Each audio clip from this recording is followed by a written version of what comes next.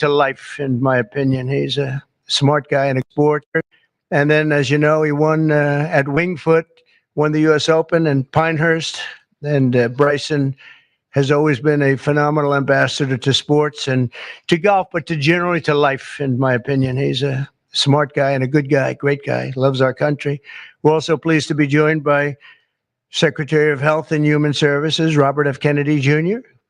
Bobby, you do a great job. He's got some big things happening, and he's got some big statements to be made very shortly in terms of over the next few months, in terms of what they've been doing and finding answers to some very, very important questions. Secretary of Education, Linda McMahon, who's phenomenal, wherever you may be, Linda. Hi, Linda. What are you doing back there?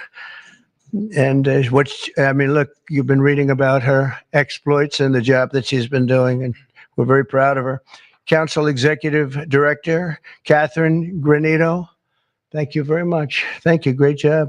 And several other new members of the council, including JD is here, our fantastic vice president, and Scott Bessent. And we're making a lot of deals. We're making deals for trillions and trillions. Nobody's ever seen anything quite like it. We just made a couple of others a little while ago. I don't know if you'd be interested right now. I won't even bother telling. This is about sports and about health. One of the best defensive players ever, I think probably acknowledged to be the greatest defensive player in the history of the NFL, a friend of mine for a long time. Too long, right, Lawrence? Lawrence Taylor, he's an incredible guy. And just been my friend a long time, haven't we? Huh? Knew him forever. One of the most accurate kickers in NFL history, a young guy still. He can kick it long. I think I guess he's considered the best there is in the business, Harrison Butker. So, Harrison, where are you, Harrison? He's a handsome guy, by the way. It's usually not my thing, but he is a good-looking sucker. One of the truly greatest golfers ever to play on the LPGA Tour. A lot of people say the greatest female player ever, and a lot of people would say just one of the best players ever. She's phenomenal. I've played a lot of golf with Annika Sorenstam, and she's amazing. Just had an incredibly storied career. Hall of Famer, by easily a Hall of Famer, by the way, right at the top of the list. So it's great to have you with us, Annika, and say hello to the family. And then she was here not so long ago with Gary Player, where she got the Presidential Medal of Freedom, and so did he. He's won 168 tournaments and 18 majors, 9-9, and she's the same in terms of the women's game. But that was a great time. It was a great honor to give it to you. You really deserved it. It's the highest medal you can get outside of the Congressional Medal of Honor. That's the military version, and the other is the Presidential Medal, and you got it. So thank you very much. 14-time WWE world champion, and he's a man who you're not going to mess around with. Even Bryson said, I think I'll take a pass on him, right? You're going to take. And he's another one who's been my friend for a long time. He's really an amazing athlete. Triple H. Here he is. Oh, that's still very strong. He's a strong guy.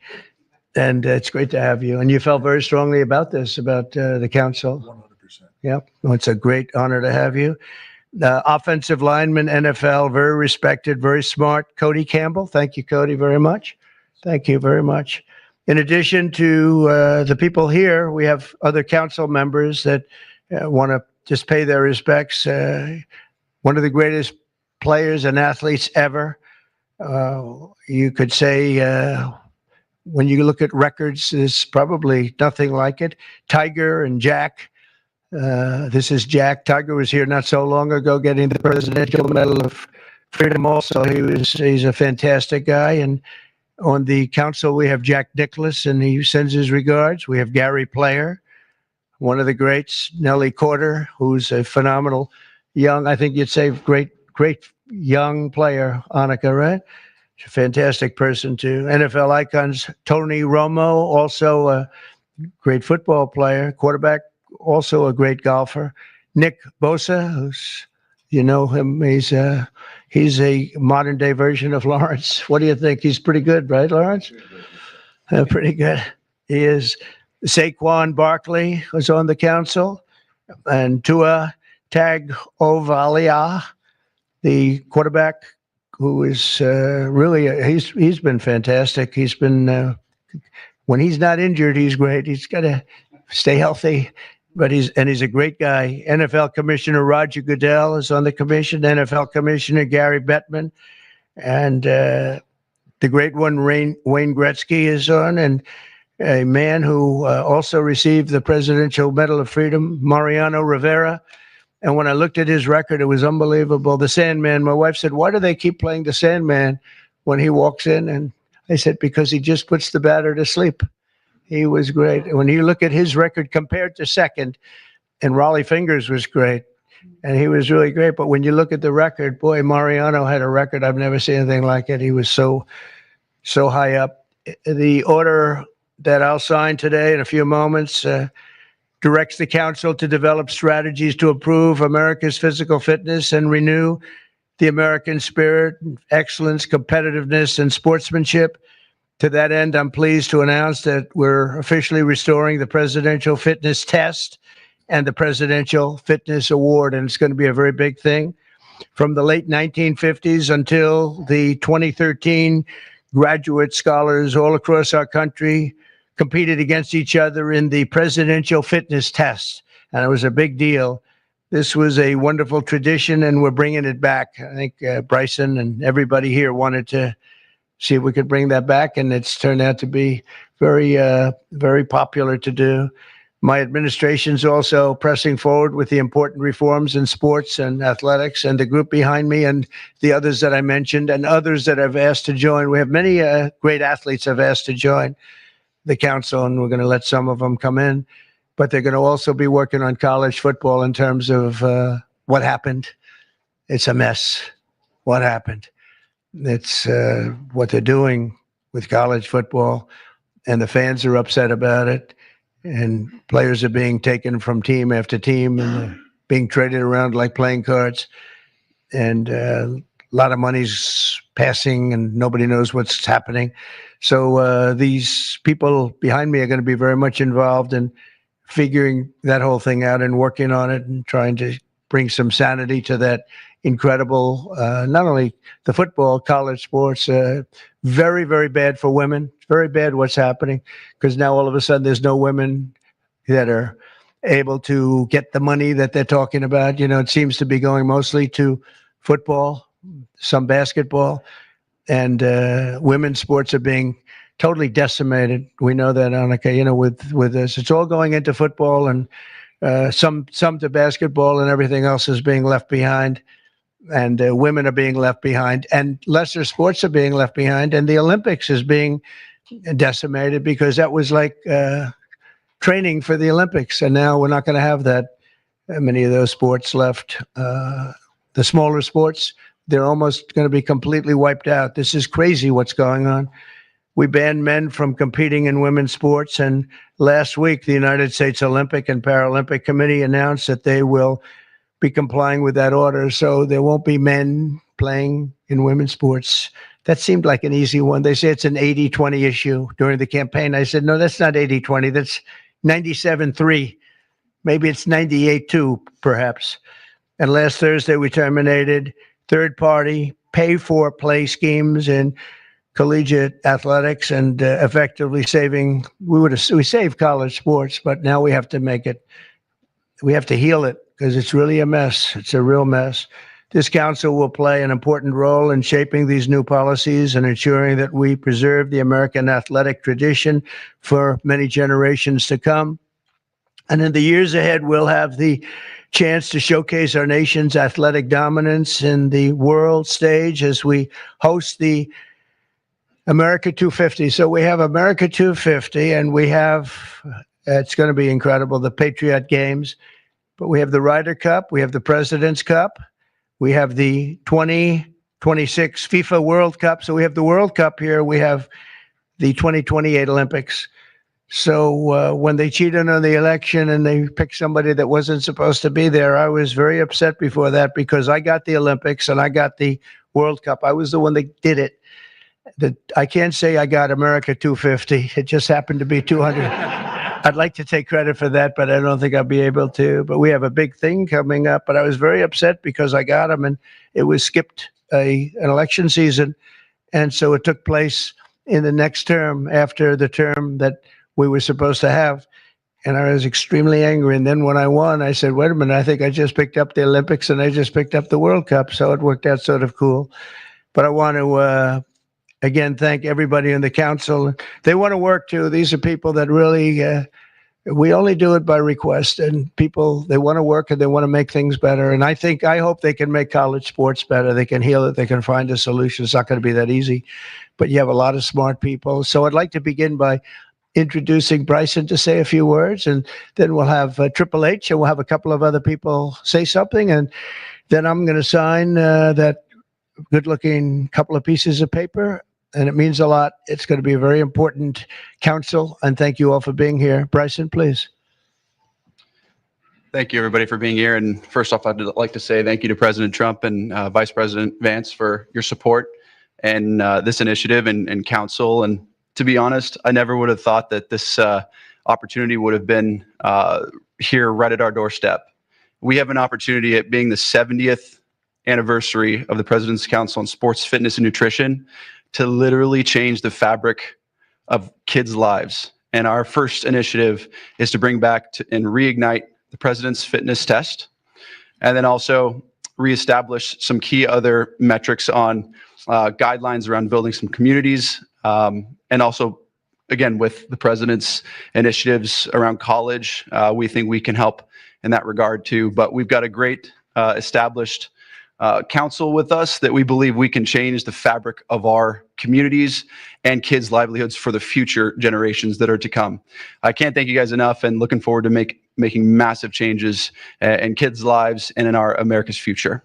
Thank you. Thank you. Please. First of all, I'd like to say the same. Thank you to President Trump. Thank you for this honor. I'm humbled by it.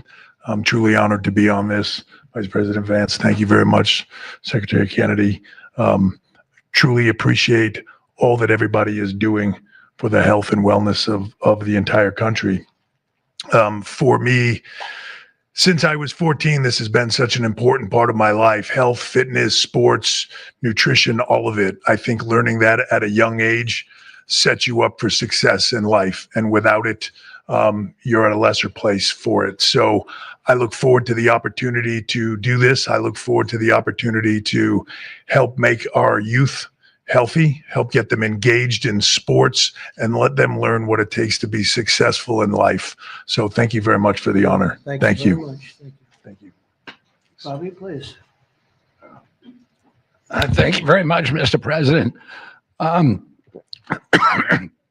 In December of 1960, a month after he won the election, my uncle, who was about to be president, wrote an article for Sports Illustrated called The Soft American. And he was lamenting the fact that America had prided itself on its beef jerky toughness, and that we were losing that. We were falling behind Europeans. We were falling behind other nations. And he was signaling with that article that he was going to make physical fitness of our kids the centerpiece of his administration. And I'm so grateful to President Trump for bringing back this tradition. I was talking to Paul before we went in here. We were part of the Council on Physical Fitness when we were kids. And you had to do sit-ups, you had to do pull-ups, you had to do shuttle runs, you had to do 1 mile runs. And they awarded the top 15% with a patch and with recognition and with certificates. And for me, it was a huge item of pride when I was growing up. And we need to reinstill that spirit of competition and that spirit and that commitment to nutrition and physical fitness.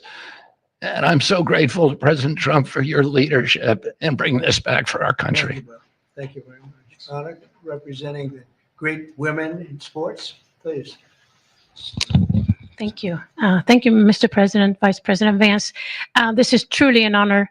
I want to thank the team behind me here for giving us trust to be able to do this. Sport has always been part of my life, and the importance of living a healthy, active lifestyle is cannot be any more important than nowadays. So thank you for the trust, and I can't wait to get to work to make a difference in kids' lives, but also in people's lives. I think the time is so important. Obesity is the highest it's ever been. Mental health, as we all know, the need ought to be tackled. So thank you for the trust, and look forward to going to work with the team behind me. Appreciate it. Thank you. Lawrence, you want to say a few words? Come on up. Come on. He's a little shy, but once he gets going, nobody can stop him. No, that don't stop. I'm just proud to be on this team. I don't know why. I don't know what we're supposed to be doing, but I'm here to serve, and I'm here to serve you. Okay, so I'm gonna do the best I can for as long as I can. Thank you very much. Nobody like him. Come on, young superstar. Obviously, very excited to be here. Thank you, Mr. President, for allowing me to serve on the council. Just excited to do my part to help make America healthy again, to help our youth be healthy and thrive and grow up and be great citizens of this country and be great family members and contribute to this great country. And I think you have to be strong in mind, in body, and soul. So thank you so much for allowing me to be here. Thank you. Thank you very much. JD? Okay, sure, sir. Well, thank you all, and thanks to the president for setting up this important commission. Thanks to all the great athletes for lending their credibility to it. I think all of us who have young kids at home just know that kids are healthier, they're happier, they do better when they're out there, they're being active, they're playing in sports, they're hanging out with their friends. I think all of us have thought at one point in the last few years that kids spend a little too much time on their phones, maybe a little bit too much time in front of the TV, and we just want kids to do better. We want them to be healthier, we want them to be happier, and we know that getting out there, playing in sports, and being active and healthy and physically fit is a critical part of this. So all due credit to the president and Secretary Kennedy's leadership. This is all about just making our kids better citizens, better people, and happier in their daily lives. And I think this is a great team to get it accomplished. Thank you, sir. Okay, let's sign this. Linda, come on. We'll sign this for Linda. She's doing pretty well, right? Huh? Linda's amazing. Good job.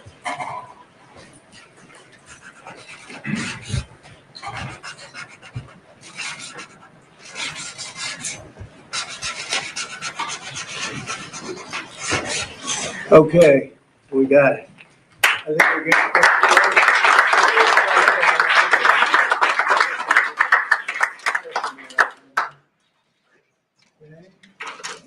We'll pass them around, please. Okay, here you go.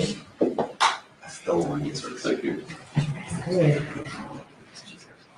That is not signed with an auto pen. There's no auto pen. We don't want auto pens in the White House. Okay? Any questions, please? I think probably. What has sports meant to you? And did you have a sports hero growing up? Maybe Lawrence Taylor. I don't know. It could be Lawrence. Or I know him so well. Well, a lot of sports heroes. It meant a lot. I was always a person that loved playing sports. I was good at sports. When you were really focused on sports, you thought about nothing else. There was nothing else outside. It kept you. And to an extent, this is one of the reasons I like golf. You get away for a couple of hours. I play quickly and get through it. And for 2 hours, you're not thinking about all of the nonsense and all of the important things, frankly, but it cleans your mind. No, I think sports is so important. I think what this council is doing is going to be very important. And it gives you a little exercise, sometimes a lot of exercise. It's a great thing. It's a great thing. Sports are, you learn about people and you learn about how people compete. Now, it doesn't mean that if somebody's not a good athlete, a lot of people just are not good athletes, so they can't compete. But you learn about the people playing sports and playing sports with and against some. So I've always loved it. It's been very important to me. These people are, inspirations. These are the top people in their individual sports. The council itself, I mean, they have some of the greatest champions, for the most part, the greatest champions in their sport. So they really understand sports, and understanding it's very important. Thank you for the question. Yeah, please. Please, go ahead. Yeah, Mr. President, can you talk about your plans for the new ballroom that was announced today? Yeah. And the $200 million, that's going to be paid for by yourself as By well me, as yeah. private donations? It's a private thing. Yeah, I'll do it, and we'll probably have some donors or whatever. But it's about 200 million. So we've been planning it for a long time. They've wanted a ballroom at the White House for more than 150 years, but there's never been a president that was good at ballrooms. I'm really good. In fact, I looked at one that we just built in Turnberry in Scotland, and it's incredible. We're good at building. I'm good at building things, and we'll get it built quickly and on time. It'll be beautiful, top of the line. We've retained the best architects and engineers, everything else. It'll be built over on the east side, and it will be beautiful. It'll be views of the Washington Monument. It won't interfere with the current building. It'll be near it, but not touching it, and pays total respect to the existing building, which I'm the biggest fan of. It's my favorite place. I love it. But they've wanted it, and when they have big events, you entertain the president of China or the president of any place, and you have big crowds. They've always had to get a tent, and you've probably been to some of them, Bobby. When it rains, it's a disaster, and the tent's 100 yards. That's more than a football field away from the main entrance, and people are schlopping down to the tent. It's not a pretty sight. The women with their lovely evening gowns, all of their hair all done, and they're a mess by the time they get. And they've always wanted to have it. And I said, in the first term, I said, if I get another shot at this, I'm going to do a ballroom. I was pretty busy in the first because I was running the country, and I was also fighting for survival with all of the lunatics I had to beat. But it worked out. Obviously, it worked out very well because here we are. But I always said I was going to do something about the ballroom because they should have one. So we'll be leaving it. It'll be a great legacy project, and I think it'll be special. You saw some renderings of the initial. I think it'll be really beautiful. No government dollars at all. No government dollars, no. Extreme week between its executive order, trade, Russia, Gaza, but also the family of Virginia Giuffre released a statement overnight in response to some of the comments that you made this week. You said that Jeffrey Epstein stole people from Mar-a-Lago. At the time, did you know why he was taking those young women, including Virginia? No, I didn't know. I mean, I would figure it was ABC fake news that would ask that question, one of the worst. But no, I don't know really why. But I said, if he's taking anybody from Mar-a-Lago, he's hiring or whatever he's doing. I didn't like it. And we threw him out. We said, we don't want him, at the place. This is a story that's been known for many years, as you know. But it's, I didn't like it that he was doing that. Yeah, please. If Canada moves forward with the Palestinian state, Say it again. if Canada moves forward with recognizing the Palestinian state, is that a deal breaker for you? Well, we're going to see. No, I didn't like what they said, but that's their opinion. I didn't like that. Not a deal breaker, but we haven't spoken to Canada today. He's called, and we'll see. But we have made a few deals today that are excellent deals for the country. We're taking in literally trillions of dollars for the country. This is making our country very rich and respected again. We have, I tell these people, and I say it as much as I have to say it, but every leader is at NATO. And I was in the Middle East with the three great countries, three great leaders, Qatar, Saudi Arabia, UAE, and everybody said the same thing. All of the NATO countries, essentially, they said that we were a dead country. 1 year ago, we were a dead country. Now we're the hottest country in the world. Look at you people. We're the hottest country anywhere in the world. We're doing great. Yeah, do you have a... Canada currently. What's the holdup with the negotiations with Canada? Well, they have to pay a fair rate. That's all. It's very simple. They have been charging very, very high tariffs to our farmers, some over 200%. And they've been treating our farmers very badly. They've been treating our country very badly for years. And look, we like Canada. I love Canada. I have so many friends in Canada, but they've been very poorly led. They've been very, very poorly led, and all we want is fairness for our country. That's all. They want to be under the, as we call it, the Golden Dome. And I said, well, you're going to have to pay for that. They want a lot of things from our country, and for years we did it. We basically protect them with our military. They spend very little money on their military, as you know. not an acceptable amount of money. Yeah, please. President, your tariffs policy goes into effect tomorrow. Yeah. As you know, a federal appellate court today heard oral arguments about whether or not you had the authority to unilaterally impose those tariffs. I'm not going to get you to weigh in on the legal arguments, but you're weighing your decision to do that, your authority to do that based on a 1977 law. It's never been invoked before. Why didn't you invoke this law? Well, we've been winning all along. I just want to ask you, why didn't you invoke this law in your first term? You could have taken in billions upon billions of dollars in your first term, but you waited until your second term. Yeah, because in my first term, I was fighting lunatics like you who were trying to do things incorrectly and inappropriately to a president that was duly elected. And we did do certain tariffs in the first term. If you look at China, we took in hundreds of billions of dollars from China. But when COVID came, the last thing I was going to do is tell France and Italy and Spain and a couple of other countries that we're going to hit you with tariffs. We had to fight the COVID situation when that came. But if you look at my first term, we took in hundreds of billions of dollars worth of tariffs, but you people didn't cover it very well. Mr. President, Yeah. Go ahead. Thank you so much. I'm representing the foreign pole today. I'm asking you two questions on foreign policy. The first one, do you plan to re-engage diplomatically with Iran, go with direct talks with them, or are you happy with the current situation, having no deal with Iran? Well, Iran has been acting very badly. They were decimated. Their nuclear capability, that potential, which could have happened within 3 or 4 weeks, was decimated. It's been obliterated. The Atomic Energy Commission said the place is just decimated. Now they can start again, but they'd start in different sites because they were hit. I tell you what, the job these pilots did with their B-2 bombers, those unbelievable machines, they travel 36 hours without stop. And they hit every single target. Every bomb hit they went right down the chutes. And then, as you know, we shot 30 rockets from submarines that were hundreds of miles away, and they hit every target. So they can start again, but they haven't been saying the right thing. I will say Iran has not been saying the right thing. They have not been speaking nicely, and they should be. Yeah, please. President Jerome Powell not lowering interest rates again. Many people say that he's playing politics with the futures of millions. Well, he is. We call him Too Late. He's Too Late. It's his new nickname. He's Too Late Powell. He's a terrible Federal Reserve Chairman. Not only that, he's building a building. He's at $2.9 billion. It's actually 3.1 if you include other areas that are essentially the same thing. Way over budget, has no idea what he's doing. And I would say he's probably good at that compared to what he does with interest rates. But, you know, we have him there, and it was a mistake. I put him in, and then Biden extended him. And Biden only extended him because he knew I couldn't stand him. And that turned out to be not a good thing for Biden. Although he did lower interest rates just prior to the election. Didn't work out too well for them.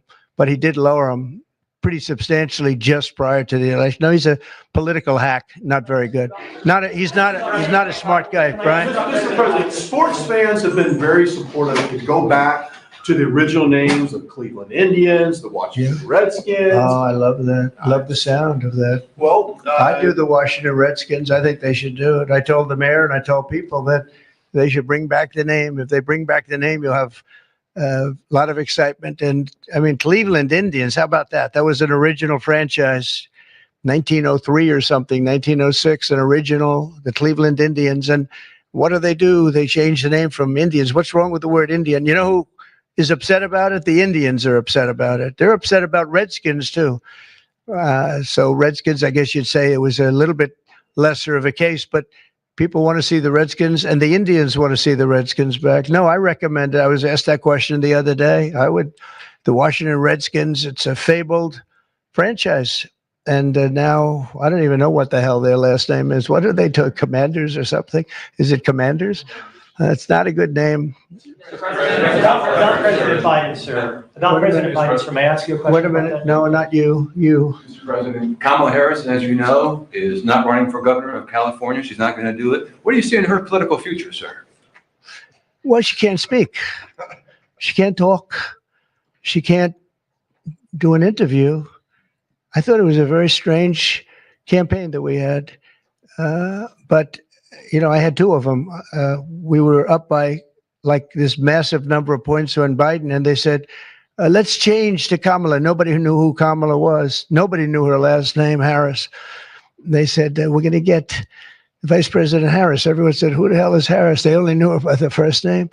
But no, I thought she was a terrible candidate. Look, don't forget, she didn't really get the nomination. I mean, that whole nomination was strange. She was the first one out. You know, she took a good amount of points with her when she announced, but nobody knew her. And once they got to know her, she dropped out very shortly after she started. And she started with a pretty good, you know, she was like in second or third place. But I don't know. I mean, I wouldn't call her a skilled politician. Would you? She's also coming out with a book. Any plans to buy it? I don't know. I think I'm going to buy it. I'd love to see it. No. I'd find it. Look, I find everything in politics interesting. I sort of enjoy politics. She wasn't a skilled person. You know, you have skilled politicians, really skilled politicians, and then you have some that aren't. And she was put in a very tough position, I think. She did have a 6-week honeymoon. They were told me, the pros said, you know what, she's going to have a 6-week. And she did. She was like untouchable in terms of everybody thought great. But she didn't do any interviews or anything, which was strange. Not even friendly interviews with friendly reporters like her right there, a really friendly reporter. And you know what happened? People said, what's wrong with her? Why isn't she doing? She made a mistake. She should have done interviews. She didn't run a great campaign, but we beat Biden, and then we had to beat, nobody's beaten two. I had to beat two. That's like Dana White, the great Dana White has a fight, and he has a fighter that's getting the hell knocked out of him. They say, well, let's take him out and put somebody else in. Didn't seem fair to me at the time, but where are we? We're in the White House. So, I mean, you know, so it worked out. Very serious question here. Russia today hit Kyiv with missiles and drones, more than 100 people, kids. I think it's Russia. I think it's disgusting what they're doing. I think it's disgusting. This is Biden's war. It's not my war. But I said, if I get in, I'll try and get the thing stopped.